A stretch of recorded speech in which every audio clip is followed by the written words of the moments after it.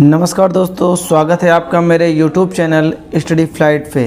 आज मैं आपको कक्षा 12 की भौतिक विज्ञान का चैप्टर नंबर 1 का भाग 1 में अपलोड कर चुका हूँ। भाग 2 पढ़ाने वाला हूँ, जो विस्तृत उत्तरीय क्वेश्चन के नाम से जाना जाता है। ये 5 अंक का आता है। भाग 1 में मैं 2 क्वेश्चन करवाया था। अब भाग 2 में मैं आपको देखता हूँ कितने क्वेश्चन कंप्लीट होते हैं, तो भाग 2 में आपको करवाने जा रहा हूँ। ठीक है, तो पहला क्वेश्चन आप देख सकते हैं, और चैप्टर का नाम ना मालूम हो तो देख सकते हैं, विद्युत आवेश तथा वैद्युत क्षेत्र। चैप्टर का नाम है, विस्तृत उत्तरीय क्वेश्चन है।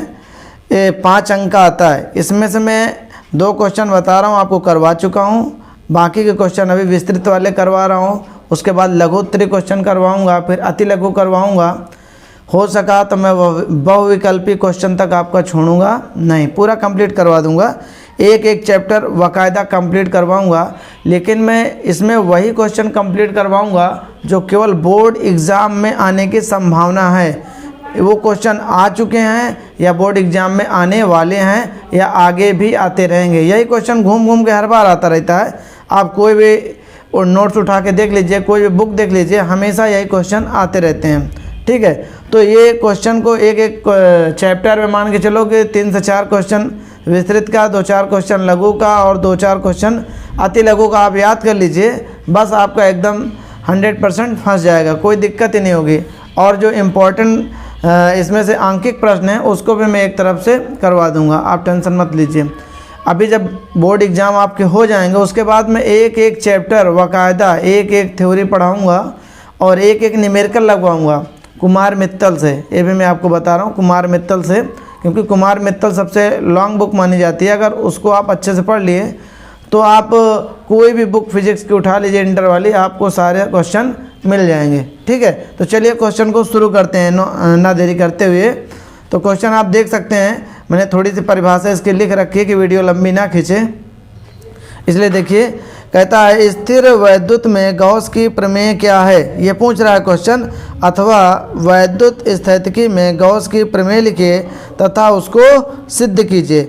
मतलब आपसे गॉस की प्रमेय क्या है पहले ये पूछता है, फिर ये कह रहा है कि स्थिर वैद्युतिकी में गॉस की प्रमेय लिखिए। पहले तो लिखने के लिए पूछ रहा है, फिर उसको सिद्ध कीजिए, यानी कि उसके सूत्र को आपको सिद्ध भी करना है। तो चलिए इसको मैं पहले आपकी इसकी थ्योरी बता रहा हूँ। ये थ्योरी क्या है? तो गॉस की प्रमेय, गॉस क्या कहते हैं? गॉस एक साइंटिस्ट हैं, ठीक है। वो अपनी प्रमेय में बता रहे हैं। अभी मैं उनकी प्रमेय को सिद्ध करके भी दिखाऊंगा, गॉसियन टेस्ट कैसे होता है सब कुछ बताऊंगा, पर थोड़ा सा धैर्य रखिए। पहले इसकी परिभाषा सुन लीजिए क्या कह रहे हैं गॉस जी। तो गॉस जी कह रहे हैं कि गॉस की प्रमेय स्थिर वैद्युतिकी में किसी काल्पनिक बंद पृष्ठ से गुजरने वाला वैद्युत फ्लक्स तथा पृष्ठ द्वारा परिबद्ध यानी जुड़ा हुआ कुल आवेश के बीच संबंध बताता है। इसके अनुसार, किसके अनुसार? गॉस की प्रमेय के अनुसार। अगर आपको ये बात ना याद रहे तो ये मेन पॉइंट जो इन्वर्टेड कॉमा के अंदर लिखा है ये मेन पॉइंट है। ठीक है, तो इसमें आप ये बताएंगे कि किसी बंद पृष्ठ से गुजरने वाला वैद्युत फ्लक्स को क्या मानते हैं? फाई सफिक्स में फाई, उस पृष्ठ द्वारा परिबद्ध माने जुड़ा हुआ कुल आवेश Q का 1/ε0 गुना होता है। ये कौन बता रहे हैं? गॉस जी बता रहे हैं। गॉस जी कह रहे हैं कि किसी बंद पृष्ठ से, कोई बंद पृष्ठ आप ले लीजिए, उससे गुजरने वाला वैद्युत फ्लक्स फाई उस बंद पृष्ठ द्वारा जुड़े कुल आवेश Q का 1/ε0 गुना होता है। कहता है यदि किसी बंद पृष्ठ का क्षेत्रफल हम क्या मान लेते हैं? कैपिटल A से जुड़ा हुआ आवेश क्या हो? स्मॉल q हो, तो इससे निकलने वाला कुल वैद्युत फ्लक्स फाई E बराबर 1/ε0 गुना होगा, जहाँ ε0 निर्वात की वैद्युतशीलता है। तो दोस्तों ये थ्योरी बहुत आती है, कभी लघु में पूछ लेता है, कभी अति लघु में पूछ लेता है, कभी 2 नंबर में, कभी 3 नंबर 4 नंबर, जो भी है लघु और दीर्घ में पूछ लेता है। तो लघु अति लघु दीर्घ में भी पूछता है। दीर्घ में पूछता है तो सूत्र सहित पूछ लेता है। ठीक है, लघु में पूछेगा तो केवल इतना ही पूछता है, बस इससे आगे नहीं लिखना होता है। तो आपको ये चीज़ें बहुत अच्छे से याद कर लेनी है। ठीक है, फिर आप इसको दूसरे रूप में भी लिख सकते हैं कि या इसी को मैंने लिखा है फाई ई इक्वल टू, ये मैंने क्या लगाया, इंटीग्रेशन समाकलन का चिन्ह लगाया है। समाकलन के चिन्ह में क्या लगा दिया, आप देख रहे हैं फाई की तरह लगा दिया ना। ये जो फाई की तरह समाकलन के चिन्ह में लगता है इसी को गॉसियन पृष्ठ बोलते हैं। ये आपकी क्या है, गॉस की प्रमेय का समाकलन रूप है। ये समाकलन रूप ही बताता है कि ये किसका रूप है, गॉस की प्रमेय के समाकलन का रूप है। तो गॉस की प्रमेय का समाकलन रूप क्या है, phi E integration vector E dot D A vector equal to Q upon epsilon 0। तो आप इसको ऐसे भी लिख सकते हो, या गॉस की प्रमेय का समाकलन रूप मैंने बताया ना, ये जो समाकलन दिया है समाकलन में फाई की तरह बना देते हैं। तो ये क्या है, गॉस के प्रमेय का समाकलन रूप है। आप बिल्कुल देसी अंदाज में ऐसे याद कर लीजिए कि समाकलन में अगर फाई की तरह दिखे तो ये समझ लीजिए क्या है, गॉस की प्रमेय वाला समाकलन रूप है। तो चलिए अब मैं इसको सिद्ध करके दिखाता हूँ कैसे आता है। तो दोस्तों इसकी उत्पत्ति कैसे करेंगे, इसकी उत्पत्ति ये प्रूफ लिखा हुआ है। सबसे पहले एक गॉसियन पृष्ठ खींचेंगे। आप चाहे गोलाकार खींच लीजिए या कुछ दबा हुआ खींच लीजिए, इससे कोई दिक्कत नहीं है। कोई भी एक गॉसियन पृष्ठ बना लीजिए। इसको गॉसियन क्यों बोलते हैं, क्योंकि गॉस ने इसको सिद्ध किया था इस प्रमेय को, इसलिए इसको गॉसियन पृष्ठ बोलते हैं। तो गॉस की प्रमेय के अनुसार हम एक गॉसियन पृष्ठ खींचते हैं। पृष्ठ खींच करके उसमें कहीं भी एक बिंदु मान लीजिए, जैसे हमने यहाँ पर ओ मान लिया, आप यहाँ मानिए, यहाँ मानिए, यहाँ मानिए, कोई दिक्कत नहीं है। तो एक बिंदु ओ ले लिया, ओ से आर दूरी पर यहाँ से मैंने एक छोटा सा भाग काट लिया है इस पृष्ठ का। तो ओ से आर दूरी पर एक लघु क्षेत्रफल है, छोटा सा क्षेत्र ले लिया हमने, काट लिया इसको। तो ओ से आर दूरी पर एक बिंदु पी ले लिया, ओ से आर दूरी पर एक छोटा बिंदु पी ले लिया है हमने। तो इस पी पर हमें वैद्युत क्षेत्र की तीव्रता ज्ञात करनी है। इस बिंदु पी पर हमें वैद्युत क्षेत्र की पहले तीव्रता बतानी है, फिर उसी के अनुसार हम बताएंगे कि गॉस की प्रमेय कैसे सिद्ध होती है। अभी जैसे मैंने आपको बताया था। तो दोस्तों इस बिंदु पर हमें ये लाना है phi E equal to Q by epsilon 0, यानी बिंदु ओ से आर दूरी पर जो बिंदु पी हमने माना है, इसी बिंदु पी पर हमें क्या बताना है कि फाई ई जो वैद्युत फ्लक्स फाई ई है उसका मान क्यू बाई एप्सिलॉन 0 होता है। इस क्षेत्र में हमको इसका मान इतना बताना है, ठीक है। तो ये छोटे से क्षेत्र का क्षेत्रफल हम डी ए मान लेते हैं। ये एक दिशा निरूपित कर रहा है, इसलिए इसको हम डी ए वेक्टर भी मान सकते हैं। यदि ई और एन के बीच हम क्या मान लेते हैं, कोण थीटा मान लेते हैं। तो इतना करने के बाद एक बीच में आप इसको फिर बना लेना। जैसे ये एक छोटा क्षेत्र लिया, एक छोटा क्षेत्र अगर इसको ले ले तो इसको घन कोण बोलते हैं। ये छोटा जो कोण हम काट रहे हैं छोटा सा, इसको घन कोण बोलते हैं। इसको डी ओमेगा से प्रदर्शित करते हैं। तो और ये पूरे पृष्ठ का क्षेत्रफल हम क्या मान लेंगे, ए मान लेंगे। तो अगर आपके एग्जाम में आ जाए तो पहले इतना स्ट्रक्चर आप याद कर लीजिए, ठीक है। याद करने के बाद जैसे जैसे आपने जो माना है उसको चित्रानुसार करके लिख दीजिए। जैसे मैंने चित्रानुसार क्या लिखा है कि चित्रानुसार एक गॉसियन पृष्ठ दिखाया, ये गॉसियन पृष्ठ दिखा दिया गया है जिसका क्षेत्रफल कैपिटल है। ये देखिए कैपिटल क्षेत्रफल माना है। इस बंद पृष्ठ में किसी बिंदु ओ पर, ये बिंदु ओ पर एक बिंदु आवेश प्लस क्यू रखा है, बिंदु ओ पर प्लस क्यू रखा है। बिंदु ओ से आर दूरी पर, ओ से आर दूरी पर एक बिंदु पी है, ये आर दूरी पर एक बिंदु पी है जिसका लघु क्षेत्रफल ए है। लघु क्षेत्रफल क्या है, ए है। एक छोटा सा क्षेत्रफल मैंने इतने पूरे का क्या मान लिया, छोटा क्षेत्र क्या है, डी ए है, जिसे डी ए वेक्टर द्वारा प्रदर्शित किया गया है। यही बात जो मैंने बताया है वही चीज़ को यहाँ लिख देना है, ठीक है। जैसे आपने बनाया वैसे ही इसको लिख देना, बहुत ईजी तरीके से सिद्ध हो जाएगा, परेशान नहीं होना है। और ये बोर्ड एग्जाम में बहुत ज़्यादा ही आता है, इसको अच्छे से याद रखना है, ठीक है।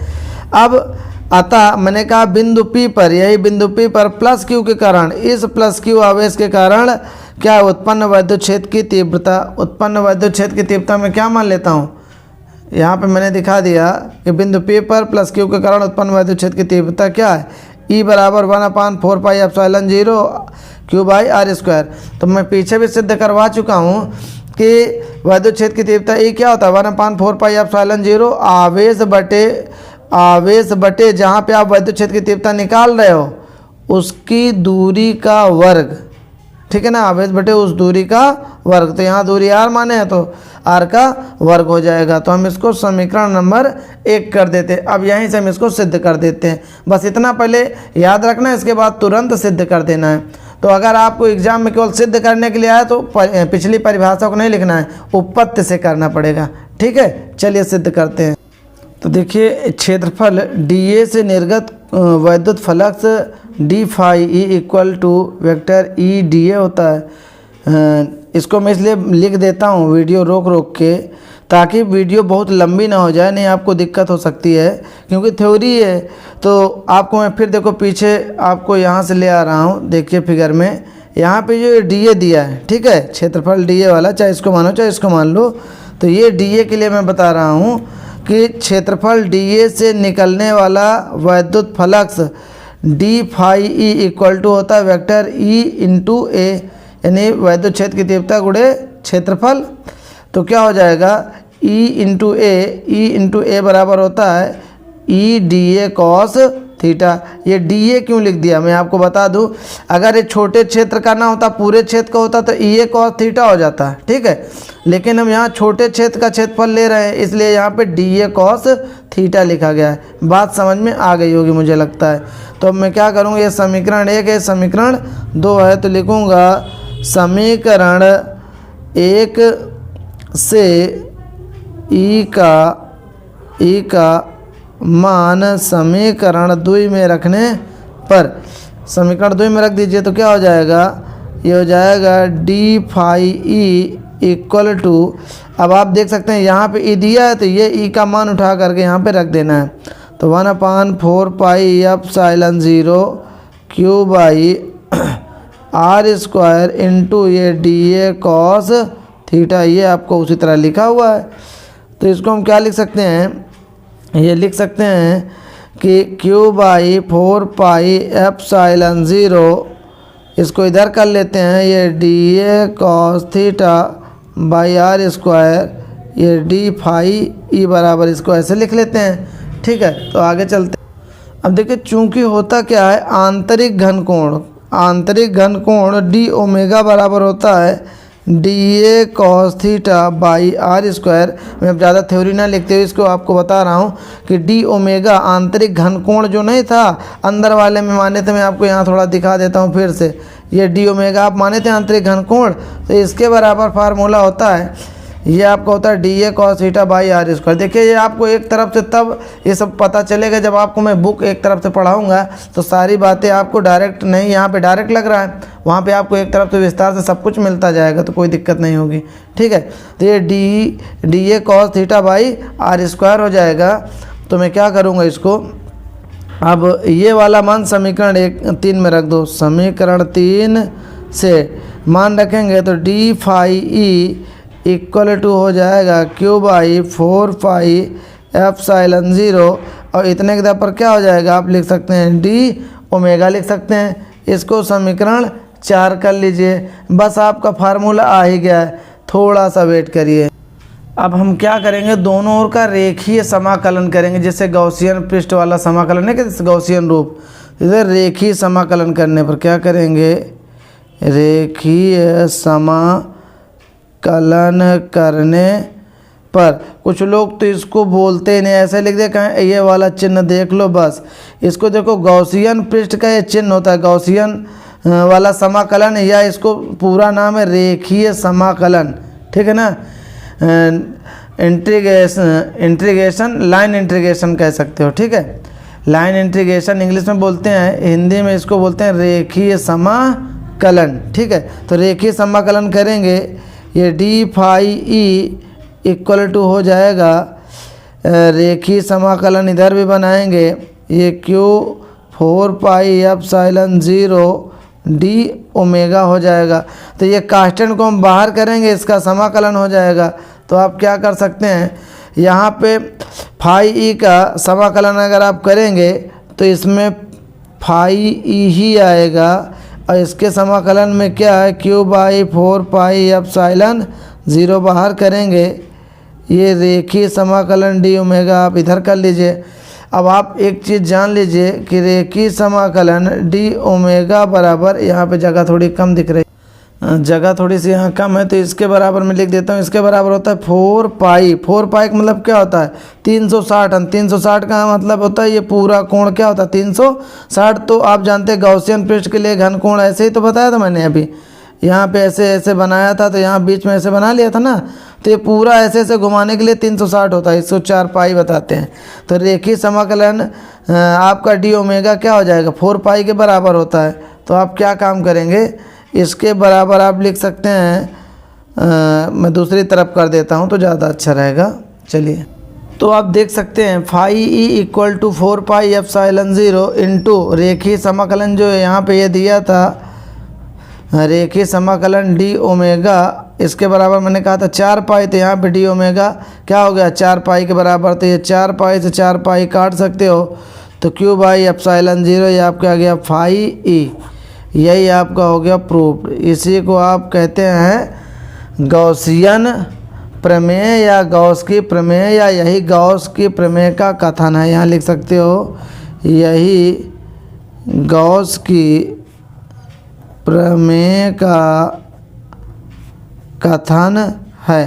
तो दोस्तों थोड़ा से टाइम ज़रूर लगता है, 15-16 मिनट ज़रूर आपके लग गए हैं, लेकिन बहुत ही ज़ोरदार तरीके से अगर आप याद कर लेंगे तो आपको बहुत आसानी से आ जाएगा। लेकिन अगर सूत्र सिद्ध करा तो केवल सूत्र सिद्ध करना है, थ्योरी भी पूछे तभी थ्योरी लिखना है, नहीं तो कोई ज़रूरत नहीं है। तो मुझे समझाने में टाइम लगा है, अगर आप एक बार सही से समझ लेंगे तो आपको 5 से 7 मिनट लगेगा, तुरंत हल हो जाएगा। चलिए, मैं मिलता हूँ इसके अगली वीडियो में आपको दूसरा भाग लेकर के। क्वेश्चन लंबा ना हो, ताकि कोई गॉस के प्रमेय अकेले देखना चाहे तो वो इसी को देखे। मैं आपको दूसरे भाग में मिल रहा हूँ, ठीक है, इसी का दूसरा भाग मैं दिखा रहा हूँ आपको। चलिए, मिलता हूँ दूसरे भाग में, तब तक के लिए गुड बाय। ठीक है, अगर पसंद आया हो तो वीडियो को लाइक करें, शेयर करें, और चैनल को अभी तक सब्सक्राइब नहीं किया तो प्लीज़ चैनल को सब्सक्राइब कर लें, क्योंकि मैं यहाँ से लगातार वीडियो आपके लिए भेज रहा हूँ। ठीक है, चलिए, धन्यवाद।